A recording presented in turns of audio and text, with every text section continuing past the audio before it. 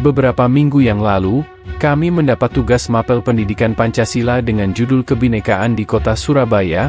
Tugas kami adalah menjelaskan unsur universal dalam kebudayaan yang terdiri dari 6 unsur, yaitu sistem mata pencaharian, sistem teknologi, bahasa, kesenian, sistem pengetahuan, dan religi. Di video ini kami akan membahas 6 unsur universal tersebut beserta contoh yang ada di Kota Surabaya. Jadi selamat menonton.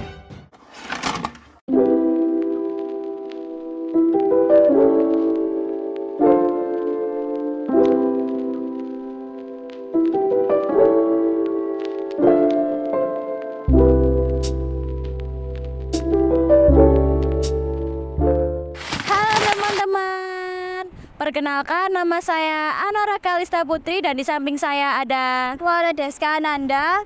Kami dari SMA Negeri 18 Surabaya akan menjelaskan dan memperlihatkan kesenian yang ada di Surabaya. Kini kita akan menjelaskan tentang 4 kesenian, yaitu seni lukis, seni patung, tarian tradisional yang ada di Surabaya, dan lagu tradisional yang ada di Surabaya. Yang pertama ada lagu yang sangat terkenal di Surabaya, yaitu lagu Rek Ayo Rek. Ayo rek, lagu nang tunjungan. Lagu Rek Ayo Rek sangat sering diputar di daerah Tunjungan saat malam hari. Lagu ini juga memiliki makna loh, yaitu mengajak anak muda untuk jangan berdiam diri di rumah saat malam minggu, dan lebih baik pergi keluar mengajak teman atau sahabat untuk jalan-jalan ke daerah Tunjungan untuk mencari hiburan. Yang kedua ada tari remo. Di Surabaya juga terdapat kesenian berupa tari, seperti tari remo Gagrak Anyar.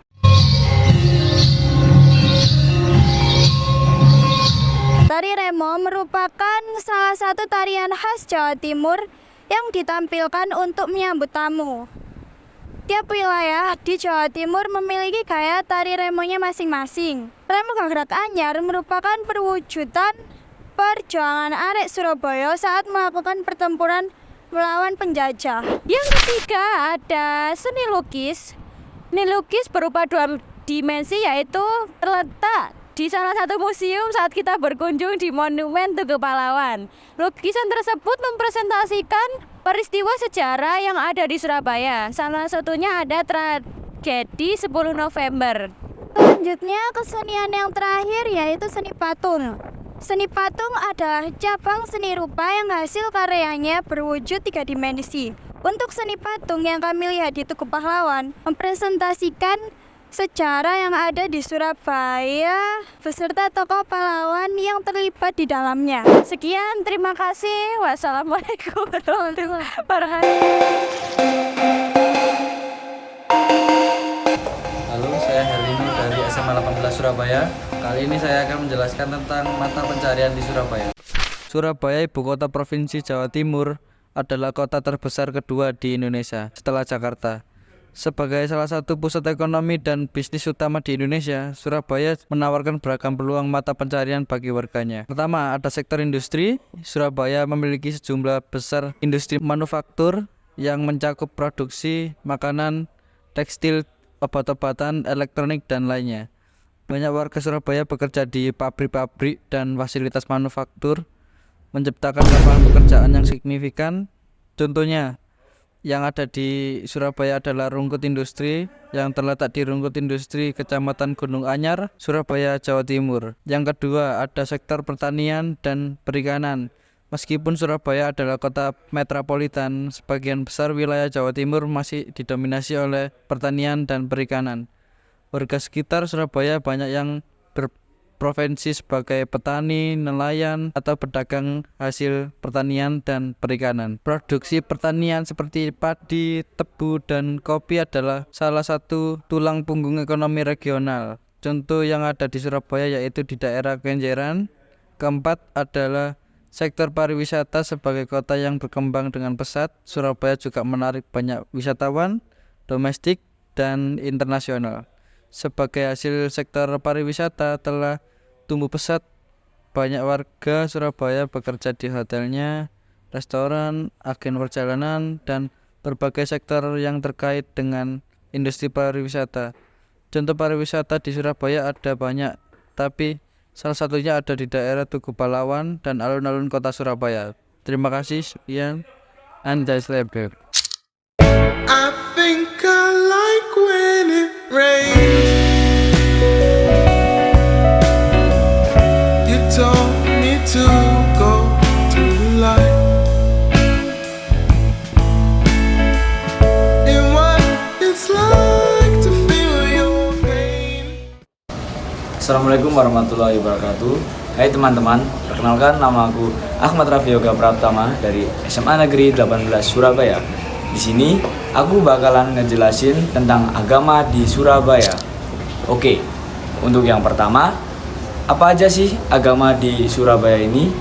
Untuk yang pertama, ada agama Islam, yang kedua ada agama Kristen, yang ketiga ada agama Buddha, keempat ada agama Konghucu, dan kelima ada agama Hindu, yang keenam ada agama Katolik. Oke, itulah beberapa agama yang ada di Surabaya. Lalu, di mana aja sih tempat beribadah umat beragama di Surabaya? Yuk kita lihat sama-sama.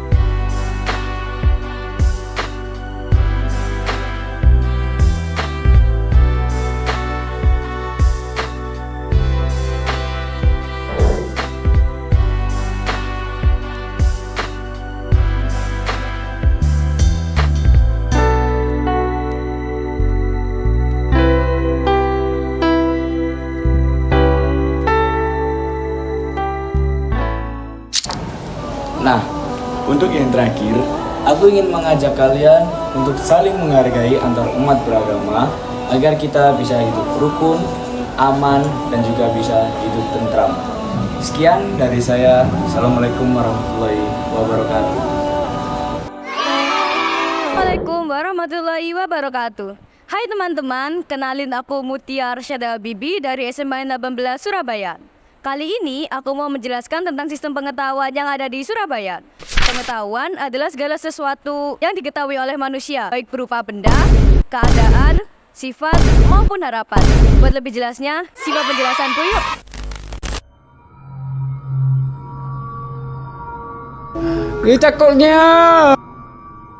Yang pertama, aku mau jelasin tentang mitos-mitos yang ada di Surabaya. Mungkin sebagian dari kita, termasuk aku sebagai orang asli Surabaya, gak asing sama beberapa mitos yang bakal aku sebutin. Yang pertama, ada mitos jika anak gadis duduk di depan pintu, maka akan sulit mendapatkan jodoh. Yang kedua, keluar rumah saat waktu maghrib dapat menyebabkan kita diculik oleh makhluk halus. Yang ketiga, bersiul di malam hari dipercaya dapat memanggil setan. Yang keempat, duduk di bantal dapat menyebabkan bisulan. Yang kelima, jika menyapu tidak bersih maka akan mendapatkan suami berewokan. Selanjutnya ada mitos jika makan sambil tidur bisa menjadi ular. Ada mitos jika datang kupu-kupu di dalam rumah maka itu menandakan akan ada tamu yang berkunjung.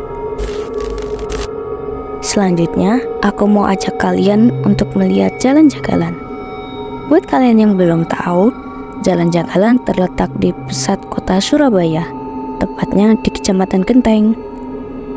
Nah, seperti yang kalian lihat, Jalan Jagalan adalah pusat toko obat tradisional khas Cina. Di sini masih banyak sekali toko-toko yang menjual obat-obat tradisional khas Cina, sehingga Jalan Jagalan dijuluki sebagai Chinatown.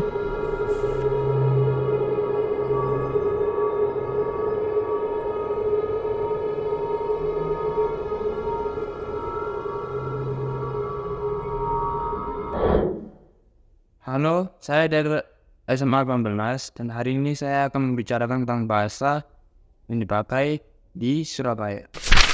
Di Surabaya selain bahasa di Jawa dan Indonesia, bahasa Madura juga menjadi bagian dari keragaman linguistik meskipun bahasa Madura cenderung lebih dominan di daerah tertentu. Terutama dengan adanya komunitas Madura yang cukup besar di Surabaya.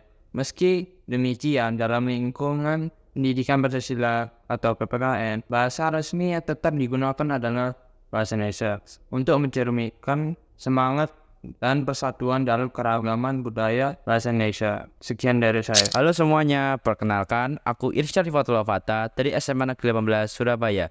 Di sini aku bakal jelasin kalian apa sistem teknologi itu, terus apa aja sih contoh yang ada di Surabaya. Yuk kita langsung bahas. Pertama-tama kita harus tahu terlebih dahulu apa sistem teknologi itu.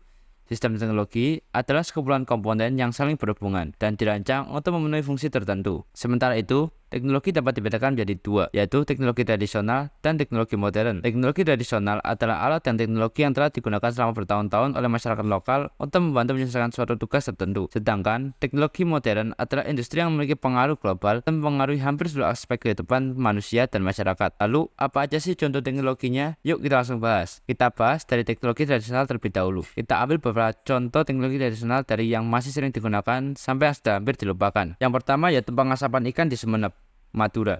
Ikan asap merupakan salah satu cara pengolahan ikan yang populer di Sumeneb. Proses pengasapan ikan selain membuat ikan menjadi lebih awet, pengasapan juga membuat ikan memiliki aroma dan cita rasa yang lebih lezat. Salah satu sentra ikan asap di Sumeneb ada di Ambunten, tepatnya di pelabuhan ikan tongkol Desa Ambunten Timur, Kecamatan Ambunten. Lalu, teknologi tradisional kedua adalah bemo atau angkot, adalah sebuah transportasi umum. Jenis taksi bersama dengan rute yang sudah ditentukan. Tidak seperti bus yang mempunyai halte bus sebagai tempat perhentian yang sudah ditentukan. Angkutan kota dapat berhenti untuk menaikkan atau menurunkan penumpang di mana saja. Namun, setiap bemo atau angkutan kota memiliki rute tersendiri, sehingga tidak sembarang naik dan turun. Seperti angkutan berhuruf C yang memiliki rute Demak, Blauran, dan Karamenjangan. Atau bemo B yang memiliki rute Jayabaya, Pasar Turi, dan Sidoarjo. Selain itu, bemo juga memiliki tarif yang jauh lebih murah, yaitu 6.500 sampai dengan jarak 15 km. Namun sayang, bemo mulai jarang ditemui karena kalah saing dengan taksi online. Karena taksi online dinilai lebih efisien dan mudah, karena bisa dipesan di mana saja dan tidak perlu menunggu di terminal ataupun menunggu angkot yang sesuai tujuan. Nah, itu tadi teknologi tradisional. Kita lanjut ke teknologi modern. Yang pertama yaitu Surabaya Bus atau bis Surabaya. Surabaya Bus merupakan salah satu transportasi bus umum modern yang disediakan pemerintah kota Surabaya. Bus ini kerap dijuluki bus Tayo karena masyarakat merasa armada bus Surabaya mirip serial animasi Korea Selatan yaitu Tayo The Little Bus. Beberapa yang lalu kami coba menaiki bis Surabaya ini untuk mencoba sensasi menaikinya.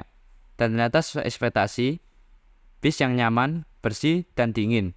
Namun sayang, bis ini menjadi kurang nyaman karena cara menyetirnya yang terlalu kasar. Saya beberapa kali hampir mual karena bis yang terlalu berguncang. Tapi masih bisa dimaklumi karena bis ini dikejar oleh waktu, sehingga mau tidak mau harus tepat waktu. Selanjutnya, teknologi modern terakhir yang akan kami bahas adalah lampu menyeberangan jalan tenaga surya. Jika kalian berkeliling-keliling di sekitar area Surabaya, pasti kalian sering melihat lampu lalu lintas dan lampu penyeberangan jalan yang di atasnya ada semacam atap. Nah, itu disebut panel surya. Teknologi ini telah diterapkan sejak tahun 2017 sampai sekarang dan masih terus bertambah sering berjalannya waktu. Dikutip dari data Surabaya.id, pada tahun 2021 ada 71 titik dari 140 traffic light di Surabaya menggunakan solar cell. Kemudian untuk solar cell yang dipasang di warning light adalah 189 unit. Jadi total di saat ini adalah 260 solar cell dipasang di traffic light dan warning light. Saat siang hari, solar cell akan menyimpan listrik dari tenaga matahari. Saat listrik PLN padam, maka secara otomatis akan menyalakan traffic light dengan tenaga surya yang telah disimpannya.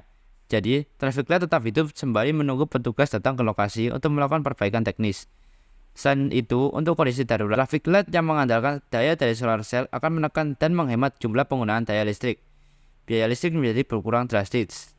Apalagi saat musim kemarau, di sub sama sekali tidak menggunakan listrik PLN, menggunakan 100% tenaga dari solar cell. Sedangkan di musim hujan, penggunaan solar cell dan listrik PLN 50/50, karena matahari kadang tertutup awan. Sekian penjelasan dari saya, sekaligus menutup video untuk kali ini. Terima kasih untuk kalian yang sudah menonton sampai akhir. Semoga kalian sehat selalu dan terus berbahagia. Sekali lagi terima kasih dan sampai jumpa. Driving down